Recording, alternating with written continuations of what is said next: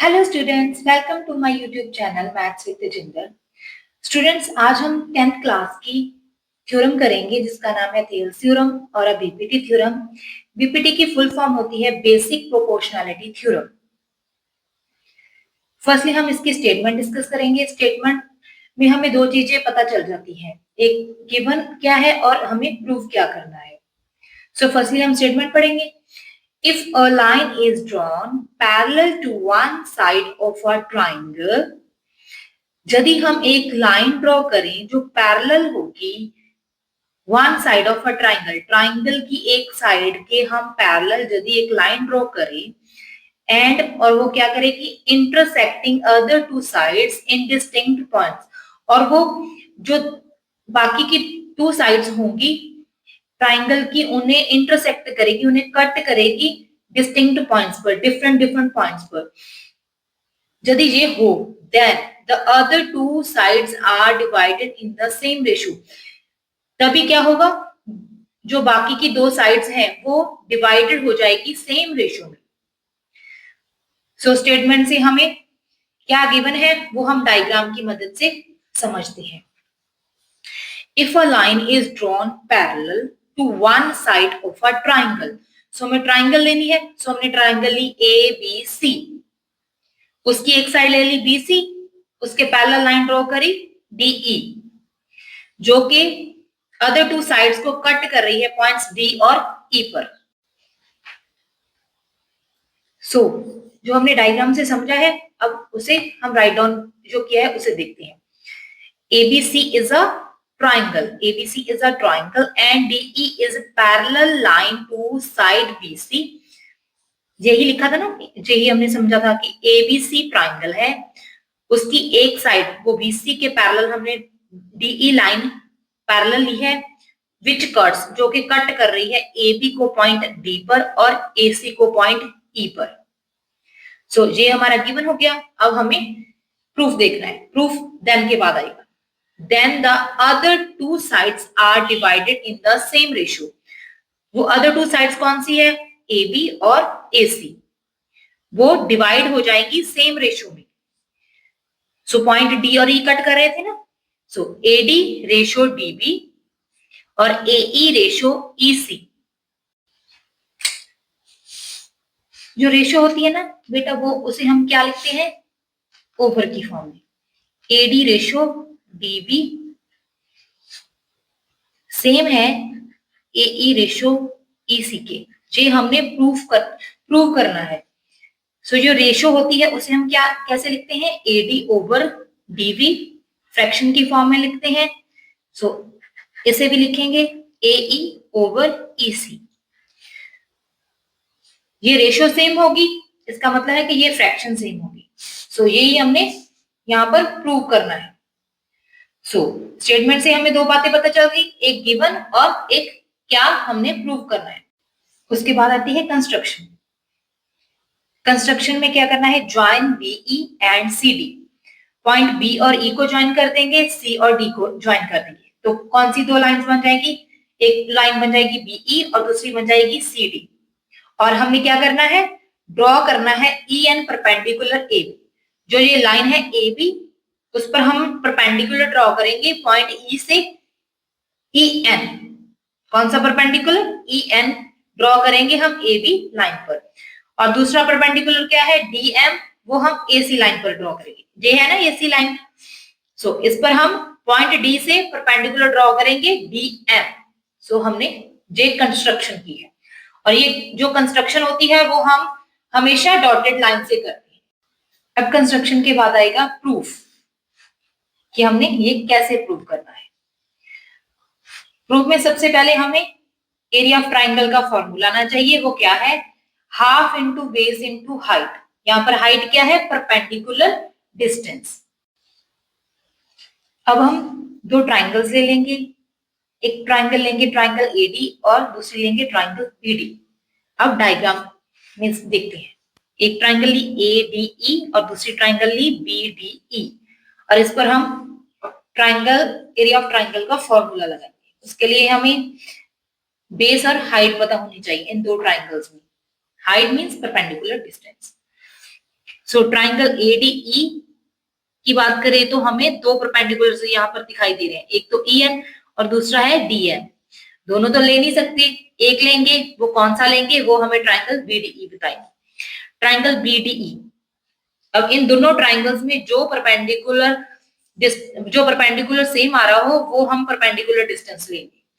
ये देखो कंस्ट्रक्शन में AB लाइन है या ना दोनों ट्राइंगल्स में, सो हम AB ट्राइंगल पर जो परपेंडिकुलर लिया गया है उसे ले लेंगे। सो जो AB लाइन पर परपेंडिकुलर उसका क्या मतलब हुआ, वो AD पर भी है और DB पर भी है।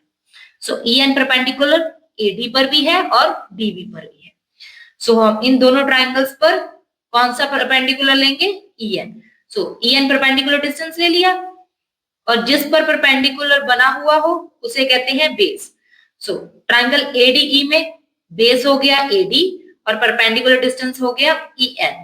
और यदि हम बात ट्राइंगल BDE की करेंगे तो बेस हो गया DB और परपेंडिकुलर क्या हो गया EN। सो अब देखो यहाँ पर इन ट्राइंगल ADE और ट्राइंगल BDE में एरिया ऑफ ट्राइंगल ADE क्या हो गया, हाफ इनटू बेस, बेस क्या है AD, परपेंडिकुलर क्या है, परपेंडिकुलर डिस्टेंस EN। और जब एरिया ऑफ ट्राइंगल BDE की बात करेंगे हाफ इनटू बेस, बेस क्या है DB और परपेंडिकुलर डिस्टेंस क्या है EN। अब इन दोनों को हम ओवर की फॉर्म में लिख लेंगे, इन्हें डिवाइड कर देंगे, हाफ के साथ हाफ कट गया, EN के साथ EN कट गया और क्या बचा AD ओवर DB। सो हमने इसे आगे लिख लिया area of triangle ADE over area of triangle BD, वो क्या आ गया AD ओवर DB। इसे हमने इक्वेशन 1 कह दिया। सो ये हो गया। अब हम ट्राइंगल्स और लेंगे, वो है ट्राइंगल ADE और ट्राइंगल DEC। अब सेम जैसे हमने ट्राइंगल ADE और ट्राइंगल BDE में एरिया निकाला है वैसे ही हम ट्राइंगल ADE और ट्राइंगल DEC में निकालेंगे। दो परपेंडिकुलर थे, EN तो हमने ले लिया, अब DM की बारी आ जाएगी। वो कैसे, क्योंकि ये लाइन AC पर है, DM perpendicular on AC। So AC पर है, सो ट्राइंगल ADB में भी आ रहा है और ट्राइंगल DEC में भी आ रहा है। क्योंकि यदि AC पर है तो इसका क्या मतलब हुआ कि ये DM परपेंडिकुलर AE पर भी है और EC पर भी है। सो हम ट्राइंगल ADE का जब लिखेंगे एरिया तो क्या आएगा, हाफ इनटू बेस, बेस क्या होगा जिस पर परपेंडिकुलर बना है AE और परपेंडिकुलर डिस्टेंस क्या आ गया DM। यदि हम ट्राइंगल DEC की बात करेंगे तो बेस क्या आ गया EC और परपेंडिकुलर डिस्टेंस क्या आ गया DM। तो हमने यही लिखा है एरिया ऑफ ट्राइंगल ADE क्या आया, हाफ इनटू बेस AE और perpendicular distance DM। Area of triangle DEC का क्या आया, हाफ इनटू बेस क्या आया EC और परपेंडिकुलर डिस्टेंस क्या है EM। हमने फिर इन्हें डिवाइड कर दिया, हाफ के साथ हाफ कट गया, DM के साथ DM कट गया और बाकी क्या बचा AE ओवर EC। सो हमने इसे भी आगे लिख लिया area of triangle ADE over है एरिया ऑफ ट्राइंगल DEC, वो क्या आ गया AE ओवर EC। इसे हमने इक्वेशन 2 कह दिया। और इसके बाद हमें एक स्टेटमेंट और जो हमारे माइंड में होनी चाहिए वो क्या है, वी नो दैट कि जो वो ट्राइंगल्स यदि सेम बेस पर हो और लाइज कर रही हो पैरेलल लाइंस के बिटवीन, तो उन ट्राइंगल्स का जो एरिया होगा वो सेम होगा। अब यहां पर देखो जो ये दोनों ट्राइंगल्स है, ट्राइंगल BDE और ट्राइंगल DEC, वो सेम बेस DE पर है और पैरेलल लाइंस DE और BC के बीच में है। सो इन दोनों ट्राइंगल्स का एरिया आपस में क्या हो गया, इक्वल। सो हमने यही लिखा है एरिया ऑफ ट्राइंगल BDE वो इक्वल आ गया एरिया ऑफ ट्राइंगल DEC के।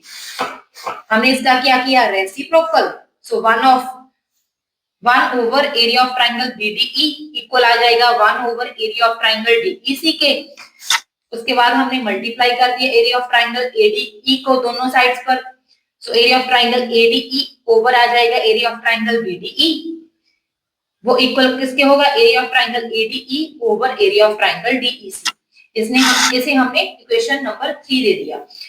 अब हम फ्रॉम 1 to 3 में हमें क्या पता चल रहा है, एरिया ऑफ ट्राइंगल एडीई और एरिया ऑफ ट्राइंगल बीडीई, उसकी वैल्यू क्या है, एडी ओवर बीबी, वो हमने लिख दी यहां पर। और area of triangle ADE over area of triangle DEC की वैल्यू हमने इक्वेशन नंबर 2 से ली, एई ओवर ईसी, और वो हमने यहां पर लिख दी। सो दोनों वैल्यू इक्वल आ गई, एडी ओवर डीबी, एई ओवर ईसी। ये क्या है, एडी रेशो डीबी, एई रेशो ईसी, यही हमने प्रूव करना था। स्टूडेंट्स, हमारी थ्योरी थ्योरम डन हो चुकी है। मुझे आशा है कि आपने बहुत अच्छे से इसे प्रिपेयर कर लिया होगा। All the best. आपके exam Punjab school examination board में ये 6 मार्क्स में पक्का आएगी, सो इसे प्रिपेयर कर लेना। All the best. Please like, subscribe, comment and share my channel. Thank you.